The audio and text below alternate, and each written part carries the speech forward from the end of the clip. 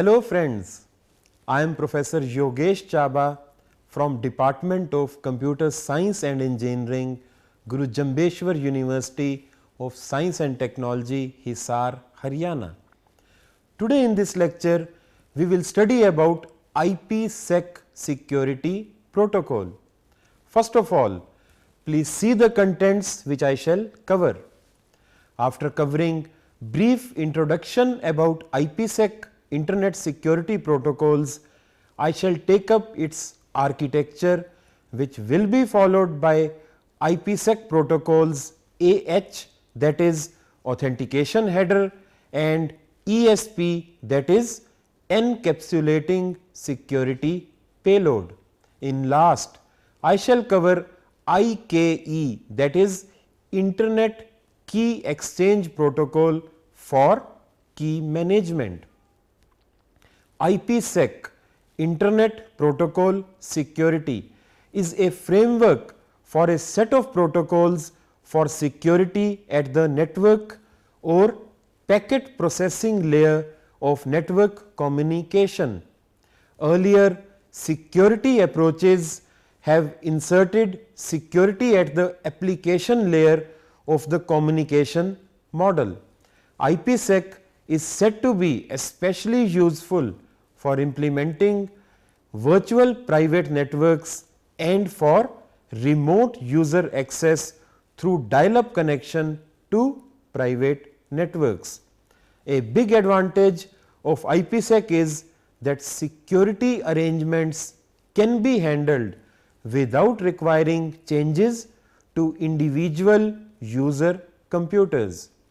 IPsec is a protocol suite for securing Internet Protocol IP communication by authenticating and encrypting each IP packet of a communication session. IPsec can be used in protecting data flows between a pair of hosts, means host to host, between a pair of security gateways, means network to network, or between a pair of security gateway and a host, means network to host. IPsec is not a single protocol, but rather a set of services and protocols that provide a complete security solution for an IP network. These services and protocols combine to provide various types of protection. Some of the kinds of protection services offered by IPsec include the following. It offers confidentiality by encrypting data. It provides integrity by calculating checksum or hash value of the data, and authentication by using signatures and certificates. It provides protection against certain types of security attacks such as replay attack. It also manages sessions along with key management. Now, after covering basic introduction of IPsec, let us move to its architecture. RFC 2401 defines the basic architecture of IPsec. It covers concepts in which Security Association SA provide the bundle of algorithms and data that provide the parameters necessary for operations of two IPsec protocols, AH authentication header and ESP encapsulating security payload. There are two modes in which these protocols work: transport mode and tunnel mode. In the end, there is key management protocol like Internet Key Exchange, that is IKE. Now, let us first move on to modes of protocol in IPsec. IPsec can be implemented in a host to host transport mode as well as in a network tunneling mode. In transport mode, only the payload of the IP packet is usually encrypted and authenticated. The routing is intact because the IP header is neither modified nor encrypted. In tunnel mode, the entire IP packet is encrypted or authenticated. It is then encapsulated into a new IP packet with a new IP header. Other way to explain difference between transport mode and tunnel mode is that transport mode can only be used between end points of a communication, or we can say transport mode is used when the cryptographic endpoints are also the communication endpoints of the secured IP packets. Figure shows transport mode in which communication and cryptographic endpoints are A and B. Tunnel mode can be used between arbitrary peers when at least one cryptographic endpoint is not a communication endpoint of the secured IP packets. SA indicates here security associations. Lower part of figure shows tunnel mode in which communication takes place between either endpoint A and router RA or router RA to router RB or router RB to endpoint B. Accordingly, packet structure is shown in which source is router RA and destination is router RB. Tunnel mode is used to create virtual packet networks for network to network communications, host to network communications and host to host communications. IPsec provides two choices of security service: authentication header AH, which essentially allows authentication of the sender of data, and encapsulating security payload ESP, which supports both authentication of the sender and encryption of data as well.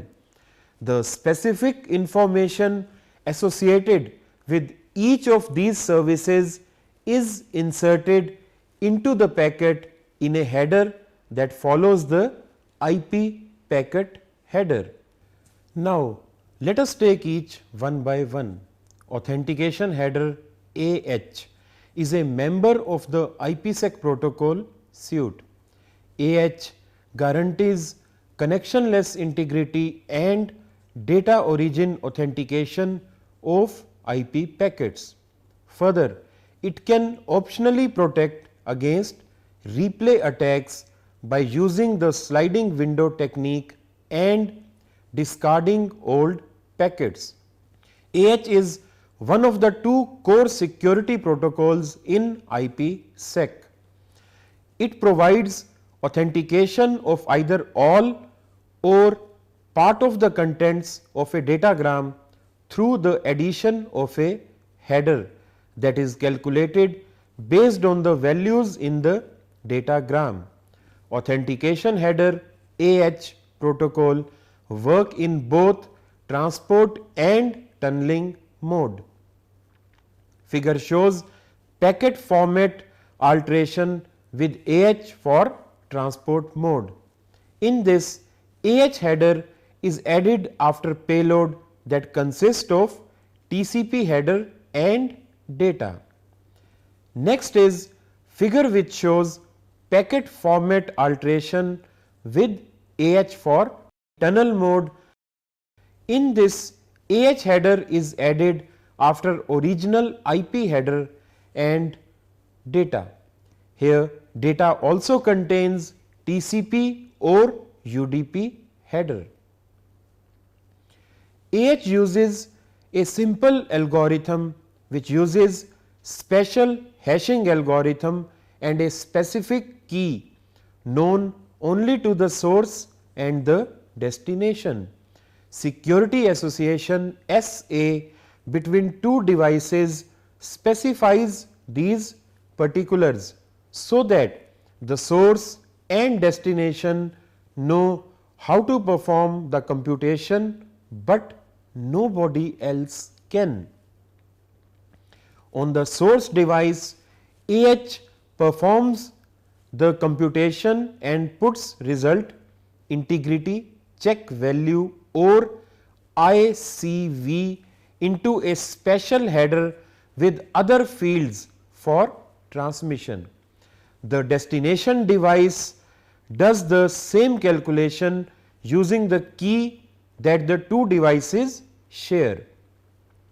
This enables the device to see immediately if any of the fields in the original datagram were modified or not. Now, let us move over to the format of authentication header. Please see figure which shows different fields of authentication header.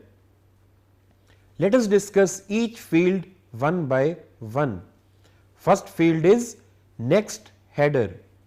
It is of 1 byte which contains the protocol number of the next header after the AH.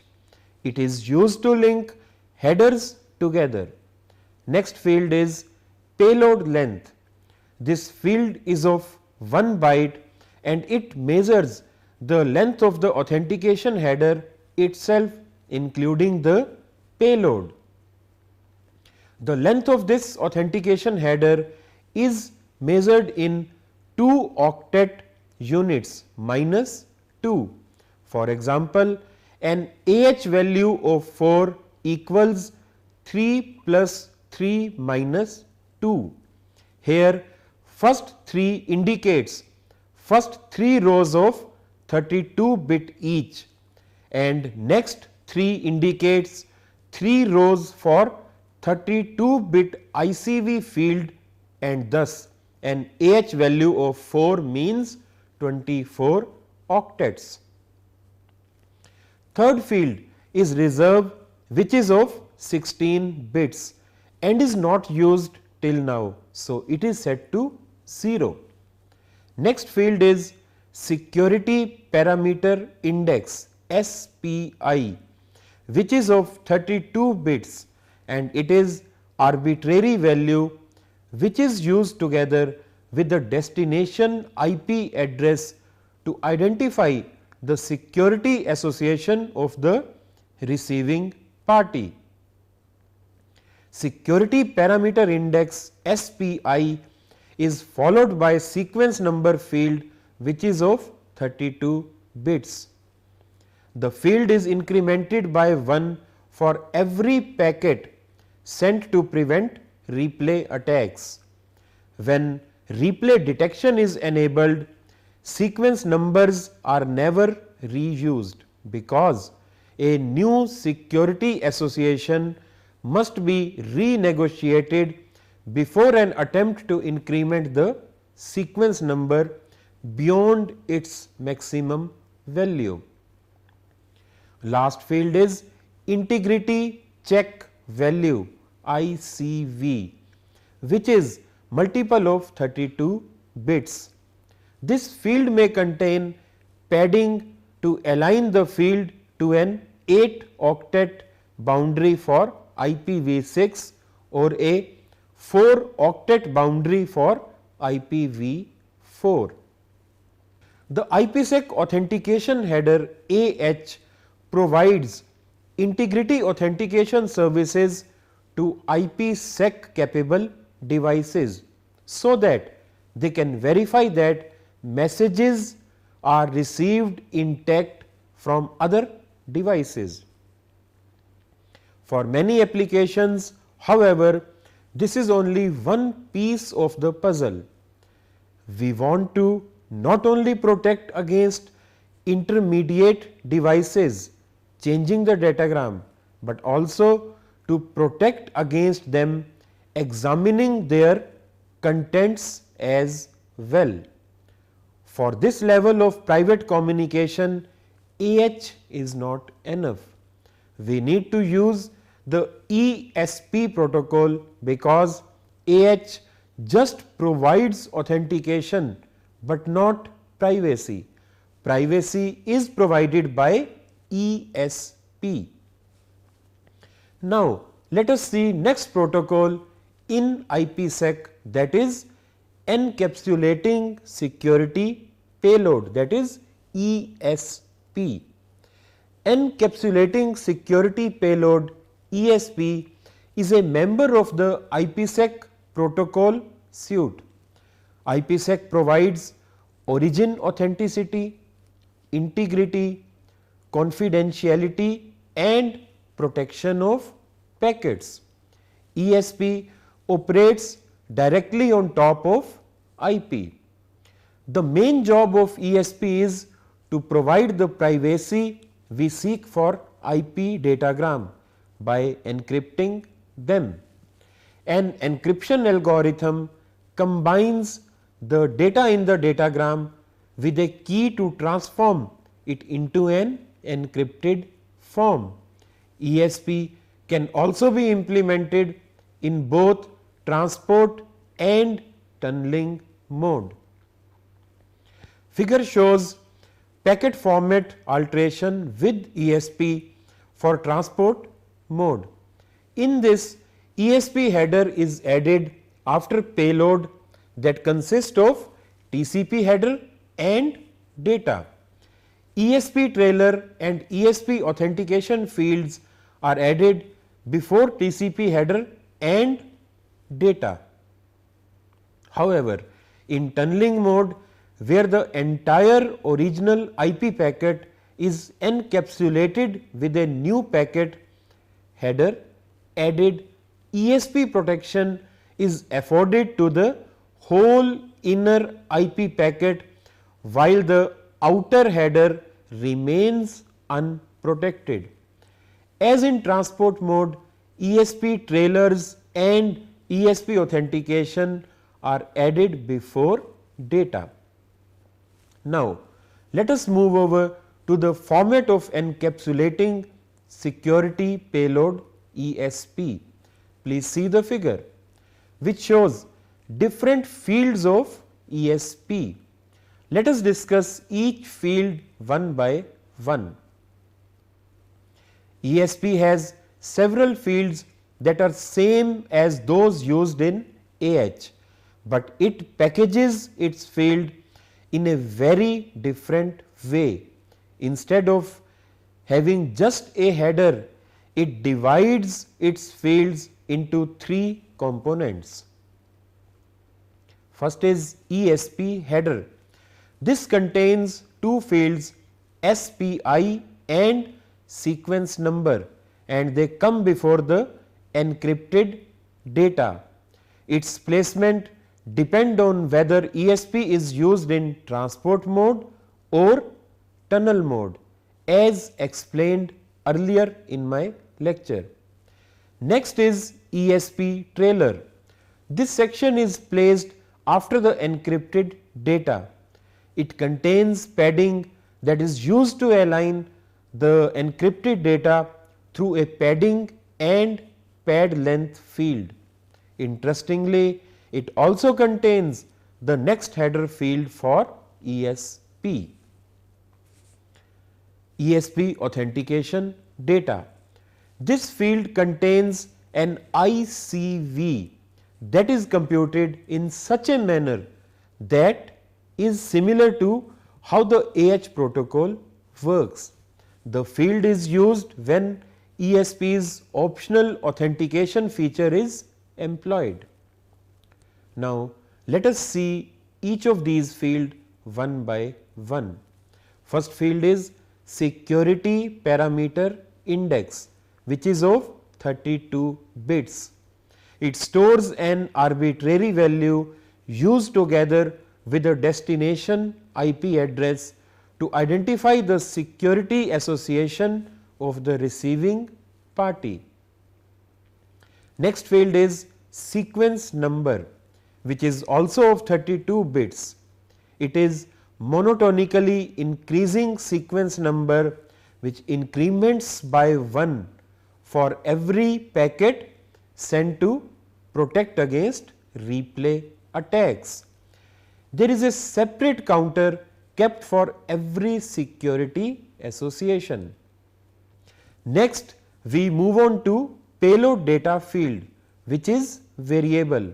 After payload data, it is padding, which is of 0 to 255 octets. It is used as padding for encryption to extend the payload data to a size that fits the encryption cipher block size and to align the next field. Next field is pad length field, which is of 8 bits, and it specifies size of padding in octets. Moving on to next header field, which is of 8 bits and contains next header information. Now, there are two reasons why these fields are broken into pieces like this. The first is that some encryption algorithms require the data to be encrypted to have a certain block size, and so padding must appear after the data and not before it.